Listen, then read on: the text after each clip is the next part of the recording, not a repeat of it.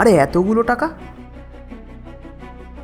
একটা কাজ করি, এই টাকাগুলো আমি আমার কাছে রেখে দিই।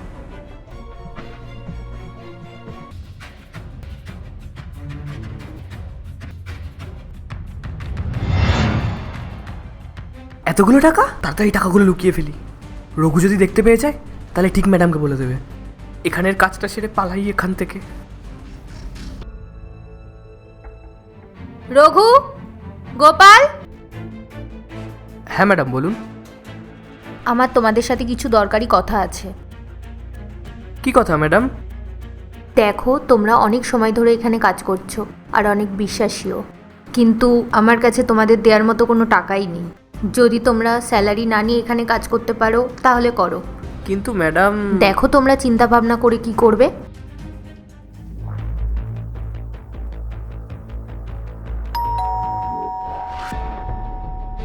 এখন আবার কে আসলো? এই যা তো গিয়ে দেখতো কে আসলো। আমি তো ভেবেছিলাম ম্যাডাম টাকার কথা জিজ্ঞাসা করবে, এখানে তো দেখছি ব্যাপারটাই অন্য। ও যাকে যাক, কাজটা এখান থেকে ছেড়ে দেবো, এমনিও তো আমার কাছে অনেক টাকা আছে। এ ভাই, তোমার ম্যাডাম কোথায়? ম্যাডাম তো বাজারে গেছেন। 2 মাসের ভাড়া বাকি, কবে দেবেন উনি? এই মুহূর্তে ম্যাডামের কাছে দেওয়ার মতন কোনো টাকা নেই। তুই তো দেখছি ম্যাডামের হয়ে খুব কথা বলছিস।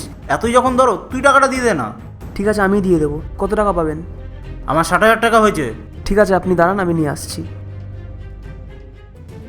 এই নিন। যদি আজকে টাকাটা না পেতাম না, তোমাদের সব জিনিসপত্র বাইরে দেখতে পেতে।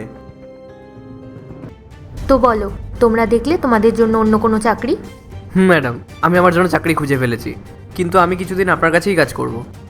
থাক, সেটার কোনো দরকার নেই। আর রঘু, তুমি বলো। না ম্যাডাম, আমি কোথাও কাজ খুঁজিনি। আমি অনেক ভালো করে ভেবে দেখেছি যে আপনার কাছে কাজ করব, আর এতে আমার কোনো সমস্যা নেই আপনি যদি কিছু মাসের মাইনে আমাকে না দেন। রঘু, তোমার কোথাও যেতে হবে না, তুমি এখানেই কাজ করবে, আর স্যালারিও পাবে, তাও আবার ডবল। ম্যাডাম, আপনি এটা কি বলছেন? আপনি তো কিছুক্ষণ আগেই বললেন যে আপনার কাছে এখন আর টাকা নেই। আপনি আমাদেরকে কাজ থেকে চলে যেতে বললেন, আর এখন আপনি বলছেন ওকে কাজে রেখে দেবেন, তাও আবার স্যালারি দেবেন, সেটা আবার ডবল। দেখো, তোমাদের দুজনের মধ্যে আমার একজনকে কাজে রাখতে হতো, আর আমি বুঝতে পারছিলাম না কাকে কাজে রাখবো আর কাকে কাজে রাখবো না। তাই আমি তোমাদের দুজনের লয়ালিটি টেস্ট করেছিলাম, যার মধ্যে একজন পাশ করেছো আর একজন ফেল করেছো। ম্যাডাম, দয়া করে আমাকে আর একটা সুযোগ দিন। বন্ধ করো তোমার এই নাটক, আর শোনো, যাওয়ার আগে যে টাকাটা পেয়েছো সেটা এখানে জমা করে তারপর যাও।